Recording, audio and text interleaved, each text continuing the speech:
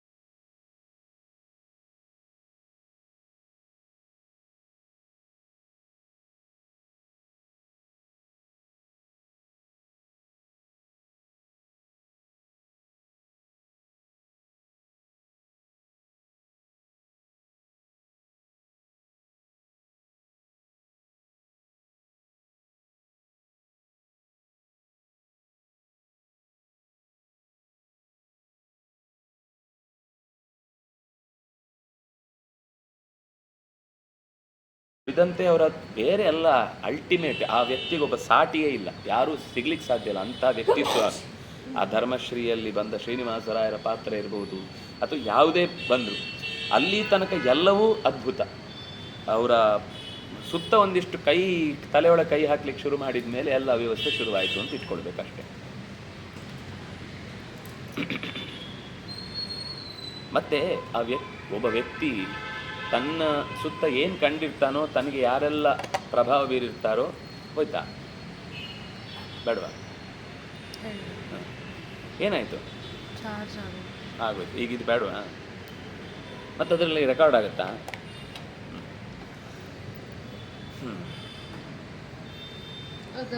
ಏನು ಮಾಡಕ್ಕಾಗಲ್ಲ. ಹದ್ದು ನರಿಗಳು ಯಾವ ಪ್ರಾಣಿಯನ್ನು ತಡಿಲಿಕ್ಕಾಗಲ್ಲ. ಮತ್ತೆ ಅದು ಒಂದೆರಡು ಸಂಖ್ಯೆಯಲ್ಲಿ ಬರುವುದಲ್ಲ. ಹೌದು, ಮಾಡ್ತಾರೆ. ಸಿಕ್ಕಿದವರದ್ದು ಮಾತ್ರ ಮಾಡ್ತಾರೆ, ಎಲ್ಲರದ್ದು ಸಿಗಲ್ಲ. ಯಾರು ವೀರರು ಅಲ್ಲಿ ಒಂದು ಸರೋವರ ಮಾಡಿ ದೊಡ್ಡದು ಕುರುಕ್ಷೇತ್ರದಲ್ಲಿ ಒಂದು ಎಲ್ಲರದ್ದು ಸಿಗಲ್ಲ. ಯಾರದ್ದು ಸಿಗುತ್ತೋ ಅವ್ರನ್ನ ಮಾಡ್ತಾರೆ. ಕೊನೆಗೆ ಅರ್ಧ ತುಂಡು ಶರೀರ ಸಿಕ್ಕಿದ್ರೆ ಅಷ್ಟಕ್ಕೆ ಮಾಡ್ತಾರೆ, ತಿನ್ಕೊಂಡು ಹೋಗಿರ್ತಾರೆ. ಅವರ ಕೈಯ ಉಂಗುರ ಅಥವಾ ತಲೆಯದ್ದು ಕಿರೀಟ ಅಂತ ನೋಡಿ ಅವ್ರು ಗುರುತಿಸುವುದು, ವ್ಯಕ್ತಿಯನ್ನು ಮುಖನೂ ಗೊತ್ತಾಗಲ್ಲ. ಅದೆಲ್ಲ ಸ್ತ್ರೀ ಪರ್ವಲ್ಲಿ ಬರುತ್ತೆ. ಪಾಂಡವರ ಜೊತೆ ಯುದ್ಧ ಮಾಡಿದವ್ರಿಗೆ ಎಲ್ಲರಿಗೂ ವೀರಮರಣ. ಎಲ್ರಿಗೂ ಯುದ್ಧದಲ್ಲಿ ಸತ್ರೆ ಎಲ್ರಿಗೂ ಸ್ವರ್ಗನೇ, ಅದರಲ್ಲಿ ಏನು ಸಂಶಯ ಇಲ್ಲ. ಯಾಕೆಂದರೆ ಬೆನ್ನು ಕೊಟ್ಟಲಿಲ್ಲ ಅಂದರೆ ಅವರು ವೀರನೇ. ಶತ್ರುಗಳ ಪಕ್ಷದಲ್ಲಿದ್ದರೂ ಸರಿ, ಮಿತ್ರ ಪಕ್ಷದಲ್ಲಿದ್ದರೂ ಸರಿ, ಹೋರಾಟಕ್ಕೆ ಗೆಲುವಿಗೆ ಅವ್ರ ಪಾತ್ರರಾಗಿಲ್ಲ ಅನ್ನೋದು ಬಿಟ್ಟರೆ ಅಲ್ಲಿ ಯಾವ ಪಕ್ಷದಲ್ಲಿ ನಿಂತು ವೀರಾವೇಶದಿಂದ ಹೋರಾಡಿದ್ದು ಹೌದಾದರೆ ಅದಕ್ಕೆ ಉತ್ತಮ ಗತಿ ಇದೆ. ಅದು ತಾತ್ಕಾಲಿಕ ಅಷ್ಟೇ, ಶಾಶ್ವತ ಸುಖ ಅಲ್ಲ. ತಾತ್ಕಾಲಿಕ ಸುಖ ಇದ್ದೇ ಇದೆ.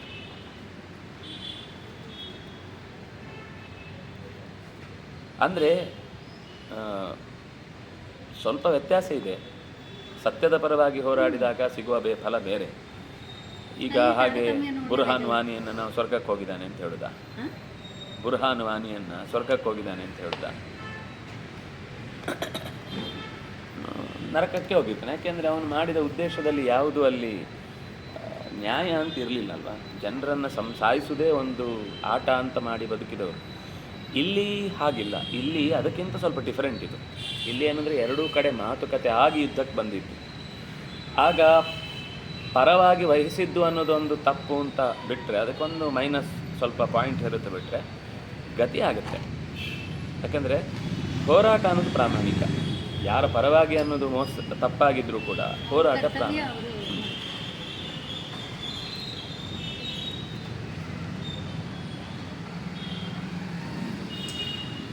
ಇಷ್ಟು ಯುದ್ಧ ಆಗ್ತಾ ಇರಬೇಕಾದಾಗ ಎಲ್ಲ ಕಡೆಯಿಂದನೂ ಯುದ್ಧ ಒಟ್ಟೊಟ್ಟಿಗೆ ಶುರುವಾಗ್ಬಿಟ್ಟಿದೆ. ಯಾರನ್ನು ಯಾರು ಎದುರಿಸ್ತಾರೆ ಅಂತ ಯಾರಿಗೂ ನಿಶ್ಚಯ ಇದ್ದು ಹೋರಾಡ್ತಾ ಇಲ್ಲ. ಅಷ್ಟರ ಮಧ್ಯದಲ್ಲಿ ಅಭಿಮನ್ಯು ರಥೋದಾರ, ಒಳ್ಳೆಯ ಪರಾಕ್ರಮಶೀಲನಾದ, ಒಳ್ಳೆಯ ರಥದ ಮೇಲೆ ಕೂತಿರುವ ತೇಜಸ್ವಿಯಾದ ಅಭಿಮನ್ಯು ದುರ್ಯೋಧನನ ಸೇನೆಯ ಮೇಲೆ ನುಗ್ಗಿದ. ದುರ್ಯೋಧನ ಫಲಂ ಮಹತ್ ವಿಕಿರನ್ ಶರವರ್ಷಾಣಿ ವಾರಿಧಾರಾ ಇವಾಂಬುದಃ. ಜೋರಾಗಿ ಒಂದು ಮೋಡ ಕಾಣುವ ಹಾಗೆ ಹೀಗೆ ಪಾಸಾಗುವಾಗ ಅದು ಬರ ಅಂತ ಮಳೆ ಸುರಿಸ್ಕೊಂಡು ಹೋಗುತ್ತಲ್ಲ. ಅಭಿಮನ್ಯು ಬರ್ತಾ ಇರಬೇಕಾದ್ರೆ ಮಳೆ ಬಂದಾಗ ಬರ್ತಾ ಇತ್ತಂತೆ. ಇವಾಂಬುದಃ, ಅಂಬುದ ಅಂದರೆ ಮೋಡ ನೀರು ಸುರಿದಾಗ ಹೇಗೆ ಕಾಣುತ್ತೆ, ಅಷ್ಟೇ ಜಾಗಕ್ಕೆ ನೀರು ಬೀಳ್ತಾ ಇರುತ್ತೆ. ಹಾಗೆ ಇಲ್ಲಿ ಅಷ್ಟೇ ಜಾಗದಲ್ಲಿ ಬಾಣಗಳು ದಡ ದಡ ದಡ ದಡ ಅಂತ ಒಂದ್ರ ಮೇಲೆ ಒಂದು ವಿಕಿರನ್ ಉದುರಿಸ್ತಾ ಇದ್ದಾನೆ. ದಡ ದಡ ದಡ ಅಂತ ಶರವರ್ಷಾಣಿ ವಾರಿಧಾರ, ಜೋರಾದ ನೀರಿನ ಧಾರೆಯನ್ನೇ ಎರೆದಂತೆ ಕಾಣಿಸ್ತಾ ಇದೆ. ನಶೇಕು ಸಮರೇ ಕ್ರುದ್ಧಂ ಸೌಭದ್ರಂ ಅರಿಸೂದನಂ. ಸೌಭದ್ರನನ್ನು ಎದುರಿಸಲಿಕ್ಕೆ ಯಾರಿಗೂ ಧೈರ್ಯ ಇರಲಿಲ್ಲ. ರಾಶಿ ಅಸ್ತ್ರಗಳನ್ನು ಒಟ್ಟಿಗೆ ಪ್ರಯೋಗ ಮಾಡಿದ್ರು. ಸೇನಾ ಸಮುದ್ರದ ಮೇಲೆ ದೊಡ್ಡ ತಿಮಿಂಗಿಲವನ್ನು ನೆಗೆದು ಬಿದ್ದಂತೆ ಕಾಣಿಸಿತಂತೆ. ಗಾಹಮಾನ ಸೇನಾ ಸಾಗರ ಮಕ್ಷಯಂ, ದೊಡ್ಡ ಸಾಗರದ ಮಧ್ಯದಲ್ಲಿ ಒಂದು ತಿಮಿಂಗಿಲಿ ಭಾರಿ ಕೆಳಗೆ ಬಿದ್ದರು. ಒಂದ್ಸರ್ತಿ ನೀರೆಲ್ಲ ಆಚೆ ಈಚೆ ಆಗಿ ಚೆಲ್ಲಾಪಿಲ್ಲಿ ಆಗುತ್ತಲ್ಲ, ಹಾಗೆ ಅಭಿಮನ್ಯು ನುಗ್ಗಿದ್ದಾನಂತೆ ಹೊರಗೆ. ನಿವಾರಯಿತು ಅಪ್ಯಾಜೌ ತ್ವದೀಯಾ ಕುರು, ನಿನ್ನ ತಮ್ಮಂದರು ನಿನ್ನ ಮಕ್ಕಳ ಪ್ರತಿ ಸೇನೆಯ ರಾಶಿ ಅವನ ವಿರುದ್ಧ ನಿಂತರೂ ಕೂಡ ಅವನು ಬಿಟ್ಟ ಬಾಣವನ್ನು ತುರಿಸ್ಕೊಳ್ಳಿಕ್ಕೆ ಟೈಮ್ ಇಲ್ಲ ಅವರಿಗೆ. ಒಂದ್ರ ಮೇಲೊಂದು ಯಮದಂಡದ ಪ್ರಯೋಗ ಆದಂತೆ ಆಗ್ತಾನೇ ಇದೆ. ಸರಥಾನ್ ರಥಿನ ಸ್ತೂರ್ಣಂ ಹಯಾಂಶ್ಚೈವ ಸಸಾದಿನಃ ಗಜರೋಹಾಂಶ್ಚ ಸಗಜಾನ್ ಧಾರಯಾಮಾಸ ಫಾಲ್ಗುನಿ. ಆನೆ ಮೇಲೆ ಬಂದರೂ ಹೊಡೆದಾಗ್ತಿದ್ದ, ಕುದುರೆ ಮೇಲೆ ಬಂದರೂ ಹೊಡೆದಾಗ್ತಿದ್ದ, ರಥದಲ್ಲಿ ಬಂದರೂ ನುಗ್ಗಿಸಿ ಅವರನ್ನು ರಥವನ್ನೇ ಪುಡಿಗಟ್ತಾ ಇದ್ದ. ಒಟ್ಟು ಅವನಿಗೆ ಎದುರಿಗೆ ನಿಲ್ಲುವವರಿಲ್ಲ ಅಂತಾಯಿತು. ತೇನ ವಿದ್ರಾಪ್ಯಮಾಣಾನಿ ತವ ಸೈನ್ಯಾನಿ ಭಾರತ ತ್ರಾತಾರಂ ನಾಧ್ಯಗಚ್ಚಂತ ಪಂಕೆ ಮಗ್ನ ಇವ ದ್ವಿಪಾಃ. ಇವನ ಆ ಓಟಕ್ಕೆ ನುಗ್ಗಿ ಎಡವಿ ಬಿದ್ದವರು, ಕೆಸರಿನಲ್ಲಿ ಬಿದ್ದ ಆನೆ ಮತ್ತೆ ಮೇಲೆ ಬರಲಿಕ್ಕಾಗದೆ ಒದ್ದಾಡುತ್ತಲ್ವ, ಹಾಗೆ ಆ ರಕ್ತದ ಮಡುವಿನ ಮಧ್ಯದಲ್ಲಿ ಕೈಕಾಲು ಮುರ್ಕೊಂಡು ಬಿದ್ದವರು ಏಳಲಿಕ್ಕಾಗದಂತೆ ಅಲ್ಲೇ ಕೆಳಗೆ ಬಿದ್ದು ಹೋಗಿದ್ದಾರೆ. ಅಭಿಮನ್ಯ ಸ್ಥಿತೋ ರಾಜನ್ ಧೂಮೋಗ್ನಿರ್ವಜ್ವಲನ್ ನ ಚೈನಂ ತಾವಕ ರಾಜನ್ ವಿಷೇಹು ಅರಿಘಾತಿನಂ. ಅಭಿಮನ್ಯು ನಿಂತಿದ್ರೆ ಈ ಧಗ ಧಗ ಧಗ ಧಗ ಉರಿಯುವಂಥ ಬೆಂಕಿಯನ್ನು ನೀವು ಎಷ್ಟು ನೀರು ಹಾಕಿದ್ರೂ ಅದು ಆರುವುದಿಲ್ಲ, ಅದು ಜಾಸ್ತಿ ಆದಾಗ ಅನಿಸುತ್ತೆ ನೀರು ಹಾಕಿದ ಮೇಲೆ. ಸಣ್ಣ ನೀರಿಗೆ ಸಣ್ಣ ಬೆಂಕಿಗೆ ನೀರು ಹಾಕಿದರೆ ಕಮ್ಮಿ ಆಗುತ್ತೆ. ನೀವು ಕಾಳ್ಗಿಚ್ಚಿಗೆ ಹೋಗಿ ನೀರು ಹಾಕಿ ಅದು ಜಾಸ್ತಿ ಉರಿದು ನೀವೇ ಅದಕ್ಕೆ ಆಹುತಿ ಆಗಿ ಹೋಗುವಷ್ಟು ವಾಪಸ್ ಉರಿಯುತ್ತೆ. ಹಾಗೆ ಪ್ರದೀಪ್ತಂ ಪಾವಕಂ ಯದ್ವತ್ ಪತಂಗ ಕಾಲಚೋದಿತಾ. ಅದರ ಹತ್ತಿರ ಹೋಗಿ ಏನಾದರೂ ತಡಿಲಿಕ್ಕೆ ಹೋದರೆ ಈ ಉರಿಯುವ ಜ್ವಾಲೆಗೆ ಹಾತೆಗಳು ಹೋಗಿ ನಾನು ಆರಿಸ್ತೇನೆ ಅಂತ ಗಾಳಿ ಬೀಸಿದರೆ ಹೇಗಿರ್ತಿತ್ತೋ ಹಾಗಿರ್ತಿತ್ತಂತೆ, ಎಲ್ಲ ಸುಟ್ಟು ಭಸ್ಮವಾಗಿ ಹೋಗ್ತಿತ್ತು. ಹೀಗೆ ತಥೈವ ಚರತಸ್ತಸ್ಯ ಸೌಭದ್ರಸ್ಯ ಮಹಾತ್ಮನಃ ರಥೇನ ಕಾಂಚನಾಂಗೇನ ದದರ್ಶುರ್ನಾಂತರಂ ಜನ. ರಥದಲ್ಲಿ ಅಭಿಮನ್ಯು ಪಾಸಾದರೆ ಅವನು ಎಲ್ಲಿಂದ ಎಲ್ಲಿಗೆ ಹೋದ ಅಂತ ಗೊತ್ತಾಗ್ತಿರ್ಲಿಲ್ಲ ಅಂತ. ನ ಅಂತರಂ, ಮಧ್ಯದಲ್ಲೂ ಇಲ್ಲಿದ್ದಾನೆ ಇಲ್ಲಿರ್ತಾನೆ ಅಂತ ಹೇಳುವಷ್ಟರಲ್ಲಿ ಅಲ್ಲಿಂದೆಲ್ಲ ಹೋಗಿ ಮುಂದೋಗಿ ಆಗಿರುತ್ತೆ. ಅಷ್ಟೇ ಅಲ್ಲ, ಮೋಹಯಿತ್ವ ಕೃಪಂ ದ್ರೋಣಂ ದ್ರೌಣಿಂ ಸುಮಹದ್ಬಲಂ ಸೈಂಧವಂಚ ಮಹೇಶ್ವಾಸ ವ್ಯಚರದ್ ಲಘು ಸುಷ್ಟುಚ. ಎಷ್ಟು ತೀಕ್ಷ್ಣವಾಗಿ ಓಡ್ತಿದ್ದ ಅಂದರೆ ರಥದಲ್ಲಿ, ಅವರ ಪಕ್ಕದಲ್ಲಿ ಹಾದು ಹೋಗಿ ರಥ ಅದು ಯಾವುದು ಅವ್ರದ್ದು ಧ್ವಜ ಹೀಗೆ ಬಿದ್ದಾಗ ಗೊತ್ತಾಗ್ತಿದ್ದು ಇಲ್ಲಿ ಅಭಿಮನ್ಯು ಹೋದ ಅಂತ. ಅವ್ನು ಕತ್ತರಿಸ್ಕೊಂಡು ಹೋಗ್ಬಿಟ್ಟಿರ್ತಾನೆ ಅಷ್ಟೊತ್ತರಲ್ಲಿ.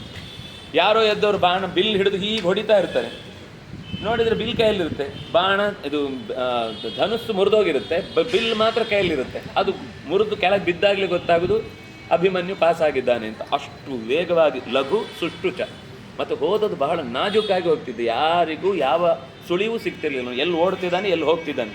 ಹೇಗಿತ್ತು ಅಂದರೆ ಸೂರ್ಯಮಂಡಲ ಸಂಕಾಶಂ ದಹತಸ್ತವ ವಾಹಿನೀಂ. ಸೂರ್ಯಮಂಡಲದಿಂದ ಹೇಗೆ ಕಿರಣಗಳು ಸಮವಾಗಿ ಎಲ್ಲ ಕಡೆಗೆ ಬೀಳುತ್ತೋ ಹಾಗೆ ಇವನು ಎಲ್ಲರನ್ನೂ ಎದುರಿಸ್ತಾ ಇದ್ದ. ಎಲ್ಲರಿಗೂ ಬೆಳಕು ಕೊಡುವ ಹಾಗೆ ಎಲ್ಲರಿಗೂ ಉತ್ತರ ಕೊಡ್ತಿದ್ದ. ಯಾರೊಬ್ಬರನ್ನು ಮಾತ್ರ ಟಾರ್ಗೆಟ್ ಮಾಡಿ ಹೊಡಿತಿರ್ಲಿಲ್ಲ, ಎಲ್ಲರನ್ನೂ ತನ್ನ ಮೇಲೆ ಮುಗಿಬಿದ್ದವರನ್ನೆಲ್ಲ ಹೊಡೆದಾಗ್ತಿದ್ದ. ಹೇಗಿತ್ತು ಅಂದರೆ ದ್ವಿಫಲ್ಗುನ ಮಿಮಂ ಲೋಕಂ ಮೇನಿರೇ ತಸ್ಯ ಕರ್ಮಭಿಹಿ. ಅರ್ಜುನನಿಗೆ 2 ರೂಪ ಬಂತ ಅಂತ ಡೌಟ್ ಬಂತಂತೆ ಎಲ್ರು. ದ್ವಿಫಲ್ಗುನಿ, 2 ಫಲ್ಗುನರು ಫಲ್ಗುನರು ಬಂದಿದ್ದಾರೆ.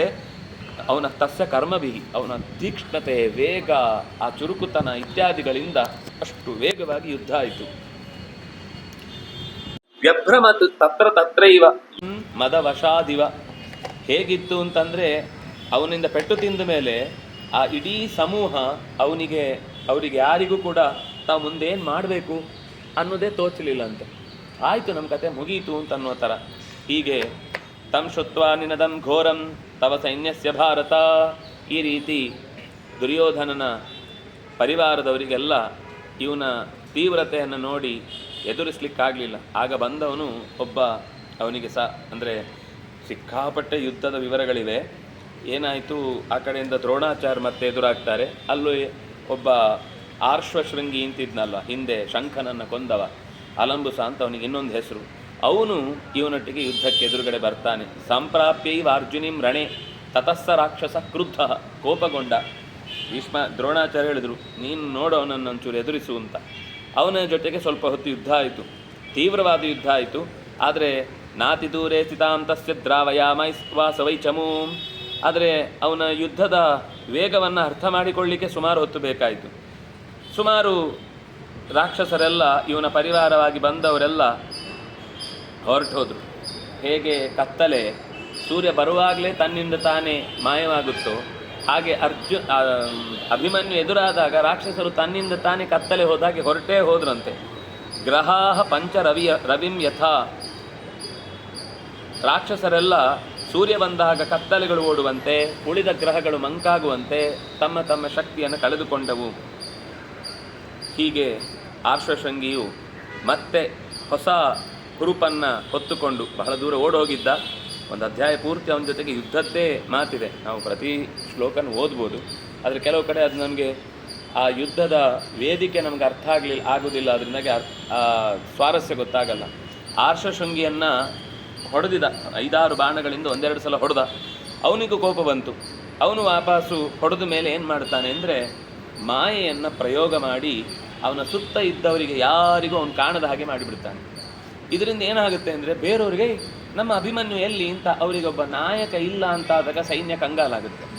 ಸೈನ್ಯ ಕಂಗಾಲಾದರೆ ಅವರನ್ನು ಸುಲಭವಾಗಿ ಮುಗಿಸ್ಬಿಡ್ಬೋದು. ಹೀಗೆ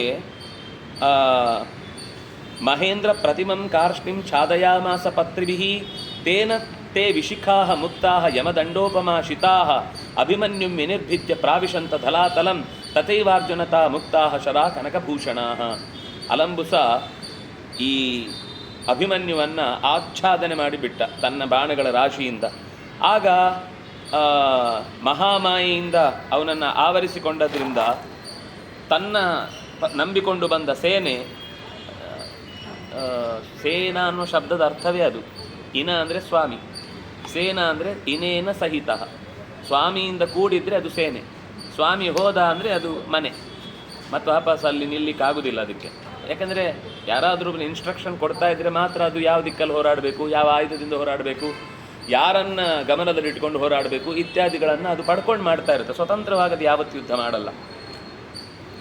ಹೀಗೆ ರಣದಲ್ಲಿ ವಿಮುಖವಾಗಿ ಓಡ್ತಾ ಇರುವ ಸ್ಥಿತಿಯನ್ನು ಕಂಡ. ಇವನಿಗೆ ಅವ್ರು ಓಡ್ತಾ ಇರೋದು ಕಾಣಿಸ್ತಿದೆ, ಇವನಿರೋದು ಅವರಿಗೆ ಯಾರಿಗೂ ಕಾಣಿಸ್ತಿಲ್ಲ. ತಕ್ಷಣವೇ ಆ ಮಾಯೆಯನ್ನು ತನ್ನ ಅಸ್ತ್ರದ ಬಲದಿಂದ ನಾಶ ಮಾಡಿದ. ತಾಮಸೀಂ ಅರಿಘಾತಿನೀಂ ಮಹಾಮಾಯಾಂ ಪ್ರಾದುಶ್ಚಕ್ರೆ. ಮಹಾಮಾಯೆಯನ್ನು ಸೀಳಿದ. ಯಾಕೆಂದರೆ ಅವನು ಕೃಷ್ಣನ ಶಿಷ್ಯ. ಈ 13 ವರ್ಷದಲ್ಲಿ ಮೊದಲ ವರ್ಷ ಅವನು ಧೃಷ್ಟದ್ಯುಮ್ನನ ಮನೆಯಲ್ಲಿದ್ದ. ಆಮೇಲೆ ಕೃಷ್ಣ ಅವನನ್ನು ಮೊದಲೇ ಕರ್ಕೊಂಡು ಹೋಗಿದ್ದ. ಅಭಿಮನ್ಯುವನ್ನು ಮೊದಲೇ ಕರ್ಕೊಂಡು ಹೋಗಿದ್ದ. ಪಾಂಡವರ ಮಕ್ಕಳು ಮಾತ್ರ 1 ವರ್ಷ ಧೃಷ್ಟದ್ಯುಮ್ನನ ಮನೆಯಲ್ಲಿದ್ದರು, ಪಾಂಡವೇಯರು, ಪ್ರತಿನಿಧ್ಯಾದಿಗಳು.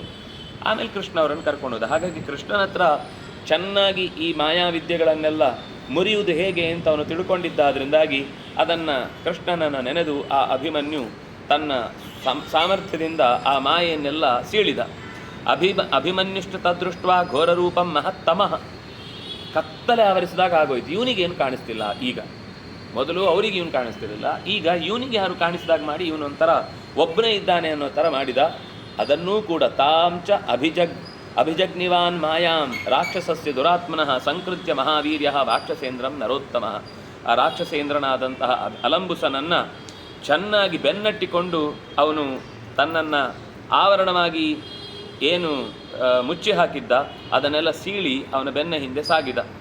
ಈ ರಾಕ್ಷಸ ಓಡಿ ಸುಸ್ತಾಯಿತು, ಇವನಿಂದ ತಪ್ಪಿಸಿಕೊಳ್ಳಲಿಕ್ಕೆ ಆಗಲಿಲ್ಲ. ಯಾಕೆಂದರೆ ಸರ್ವಾಸ್ತ್ರವಿದಮೇಯಾತ್ಮ ವಾರಯಾಮಾಸ ಫಾಲ್ಗುಣಿ.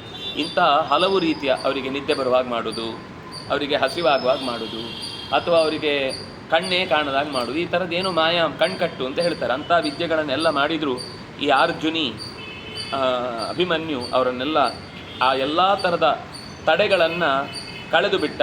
ಮದಾಂಧೋ ವನ್ಯವಾಗ್ ನಾಗೇಂದ್ರ ಸಪದ್ಮಾನ್ ಪದ್ಮಿನೀಮಿವ ತತಃಶಾಂತನವೋ ಭೀಷ್ಮ ಸೈನ್ಯಂ ದೃಷ್ಟ್ವಾಭಿದ್ರುತಂ. ಈ ಅಭಿಮನ್ಯುವಿನಿಂದ ಓಡ್ತಾ ಇರುವ ಸೈನ್ಯವನ್ನು ಭೀಷ್ಮರು ನೋಡಿ ತಕ್ಷಣವೇ ಮಹತಾ ಶರವರ್ಷೇಣ ಸೌಭದ್ರಂ ಪರ್ಯವಾರಯತ್.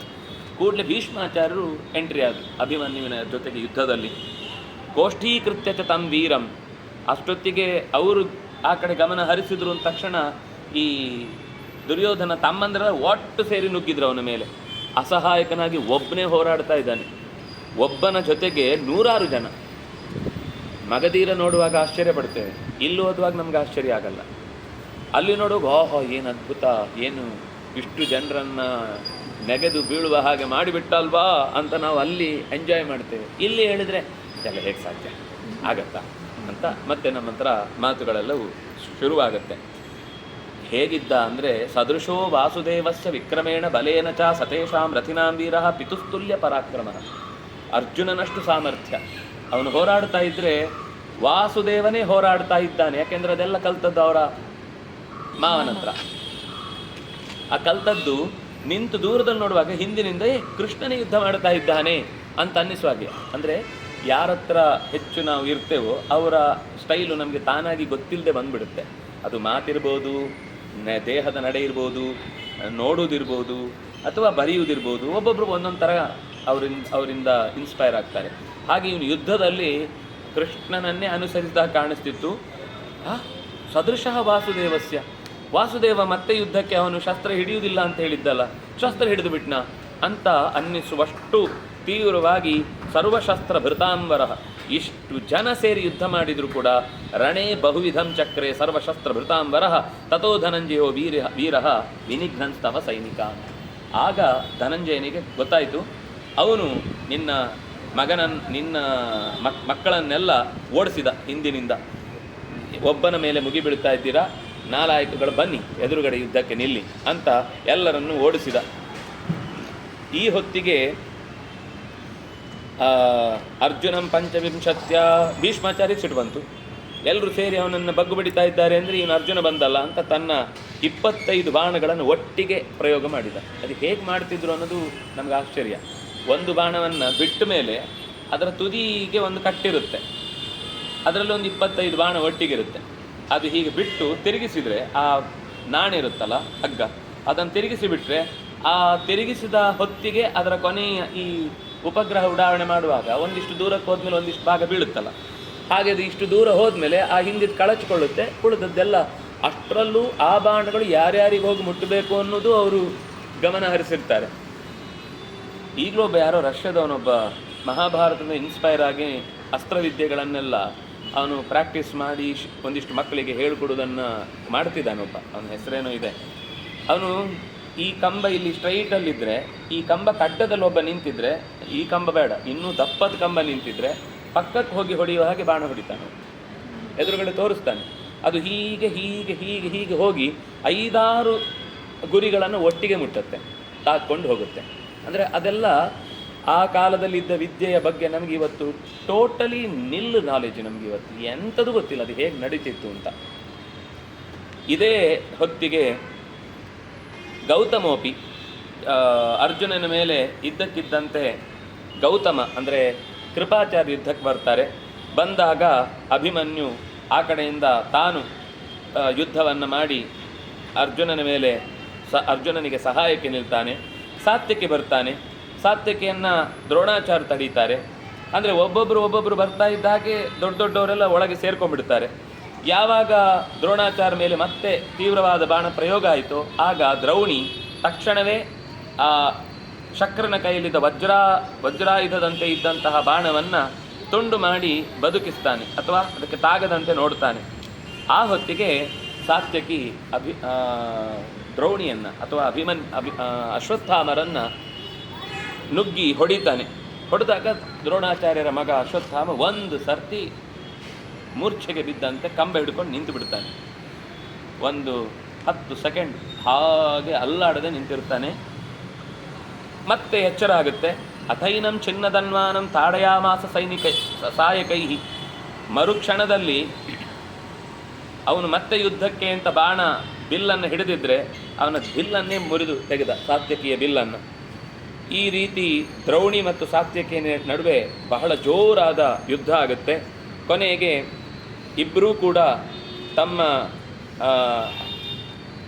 ವಸಂತಕಾಲೇ ಬಲವಾನ್ ಬಿಲಂ ಸರ್ಪ ಶಿಶುರ್ ಯಥಾ, ಒಂದು ಬಾಣ ಬಿಟ್ಟರೆ ಅದು ಹೋಗಿ ಅವನ ಭುಜದ ಒಳಗೆ ಸೇರ್ಕೊಂಡ್ಬಿಡುತ್ತಂತೆ ಬಾಣ. ಹೇಗಿತ್ತು ಅಂದರೆ, ಸೆಕೆ ಆದಾಗ ಸಣ್ಣ ಬಾಲವನ್ನು ಹೊಂದಿರುವಂತಹ ಸರ್ಪ ಶಿಶು ಅದು ಬಿಲದೊಳಗೆ ಸೇರಿಕೊಂಡ್ರೆ ಹೇಗೆ ಕಾಣುತ್ತೋ ಹಾಗೆ ಆ ಬಾಣ ಹೋಗಿ ಅವನ ಶರೀರದೊಳಗೆ ನುಗ್ಗಿಬಿಟ್ಟದ್ದನ್ನು ಒಂದು ಸರ್ಪ ಒಳಕ್ಕೆ ಹೋಗಿ ಸೇರಿದ ಹಾಗೆ ಕಾಣುತ್ತಂತೆ.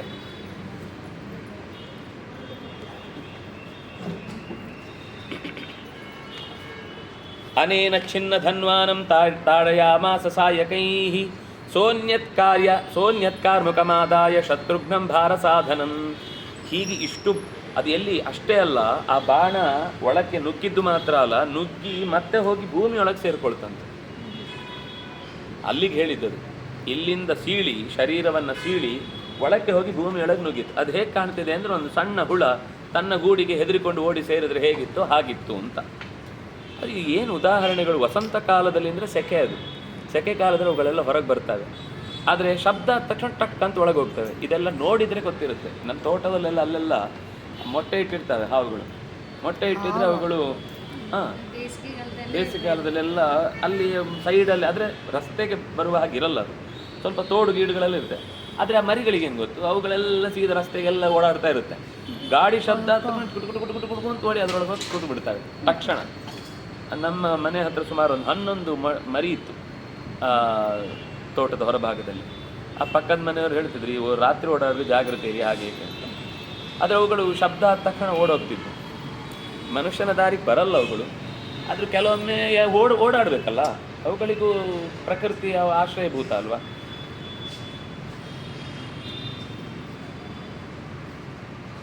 ಹೀಗೆ ದ್ರೌಣಿ ಮತ್ತು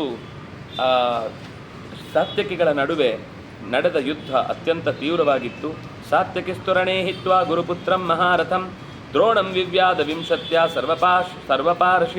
ಸರ್ವಪಾರವಶೈಶ್ವರೈ. ಒಮ್ಮೆ ಪೆಟ್ಟು ಬಿದ್ದರೆ ಪ್ರಪಂಚವೇ ಮರೆತು ಹೋಗುವಂತಹ ರೀತಿಯ ಅತ್ಯಂತ ತೀಕ್ಷ್ಣವಾದ ಬಾಣಗಳನ್ನು ದ್ರೋಣಾಚಾರ್ಯರ ಮಗನನ್ನು ಬಿಟ್ಟು ದ್ರೋಣರ ಮೇಲೆ ನುಗ್ಗಿದ ಸಾತ್ಯಕಿ. ಈ ಹೊತ್ತಿಗೆ ಮತ್ತೆ ದ್ರೋಣ ಅರ್ಜುನರನ್ನು ಎದುರಿಸಿದ. ಅರ್ಜುನನ ಜೊತೆಗೆ ಯುದ್ಧ ಆಯಿತು.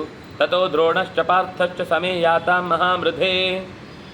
ಎಂಥ ತೀವ್ರವಾದ ಯುದ್ಧ ಆಯಿತು ಅಂದರೆ, ಬುಧ ಶುಕ್ರರ ನಡುವೆ ಯುದ್ಧ ಆದರೆ ಹೇಗಿರುತ್ತೋ ಹಾಗೆ. ನಮಗೆ ಈ ಜ್ಯೋತಿಷದ ಬಗ್ಗೆ ಸ್ವಲ್ಪ ಗೊತ್ತಾದರೆ ಈ ಸ್ವಾರಸ್ಯ ಏನು ಅಂತ ಗೊತ್ತಾಗುತ್ತೆ. ಇಲ್ಲಾಂದರೆ ಬುಧ ಶುಕ್ರರು ಅಂತಂದರೆ 2 ಗ್ರಹಗಳು ಕಾಣಿಸಿದ್ವು ಅಂತ. ಅದು ವಸ್ತುತಃ ಶುಕ್ರ ಬ್ರೈಟ್, ಕಣ್ಣಿಗೆ ಕಾಣೋದ್ರಲ್ಲಿ ಬೆಳ್ಳಿ ಅಂತ ಕರೀತಾರೆ. ಬುಧನು ನಮಗೆ ಕಾಣುವುದಕ್ಕೆ ಕಮ್ಮಿ ಅನಿಸಿದ್ರು, ಅದು ಕೂಡ ಅತ್ಯಂತ ಶಕ್ತಿ ಉಳ್ಳದೆ. ಪ್ರಕೃತಿಯಲ್ಲಿ ಏನೋ ಒಂದು ಕೆಲಸ ಆಗುತ್ತೆ ಅದರ ಪರಸ್ಪರ ಸಂಘರ್ಷದಿಂದ. ಅದನ್ನು ಇಲ್ಲಿ ನೆನಪಿಸ್ತಾರೆ. ಅಂದರೆ ಯಾರು ಕಮ್ಮಿ ಅಲ್ಲ ಅಂತ. ದ್ರೋಣಾಚಾರ್ಯರು ಕಮ್ಮಿ ಅಲ್ಲ, ಅರ್ಜುನನು ಕಮ್ಮಿ ಅಲ್ಲ. ಇಬ್ಬರ ಬೆಳಕು ಕೂಡ ಜೋರಾಗಿ ಪ್ರಕೃತಿಯನ್ನು ಬೆಳಗತ್ತೆ ಅನ್ನೋದನ್ನು ಹೇಳುವ ಹಾಗೆ ಆ ಯುದ್ಧ ನಡೆಯಿತು ಅಂತ ಹೇಳ್ತಾರೆ. ಹೀಗೆ ಆ ಯುದ್ಧದ ತೀವ್ರತೆ ಅಂತ ಅನ್ನೋದು ಮತ್ತು ಹೆಚ್ಚಾಯಿತು ಅಂತ ಹೇಳ್ತಾರೆ. ನಾಳೆ ಮತ್ತೆ ಅದರ ಮುಂದಿನ ಭಾಗದ ಕಥೆಯನ್ನು ಅನುಸಂಧಾನ ಮಾಡೋಣ. ಇನ್ನು ಮುಂದೆ ಆ ಸುಶರ್ಮ, ತ್ರಿಕರ್ತ ದೇಶದ ರಾಜರು ಎಂದು ಸಂಕುಲ ಯುದ್ಧ ಎಲ್ಲ ಒಟ್ಟೊಟ್ಟು ಸೇರಿ ಯುದ್ಧ ಮಾಡ್ತಾರೆ. ಯುಧಿಷ್ಠಿರನ ಯುದ್ಧದ ವರ್ಣನೆ ಬರುತ್ತೆ. ನಾಳೆ ಮತ್ತೆ ಅದರ ಚಿಂತನೆಯನ್ನು ಮಾಡೋಣ ಅಂತ ಹೇಳ್ತಾ, ಕಾಯೇನ ವಾಚ ಮನಸೇಂದ್ರಿಯೈರ್ವಾ ಬುದ್ಧ್ಯಾತ್ಮನಾ ವಾ ಅನುಸತ ಸ್ವಭಾವ ಕರೋಮಿ ಯದ್ಯತ್ ಸಕಲಂ ಪರಸ್ಮೈ ನಾರಾಯಣಾಯೇತಿ ಸಮರ್ಪಯಾಮಿ. ಶ್ರೀಕೃಷ್ಣಾರ್ಪಣಮಸ್ತು.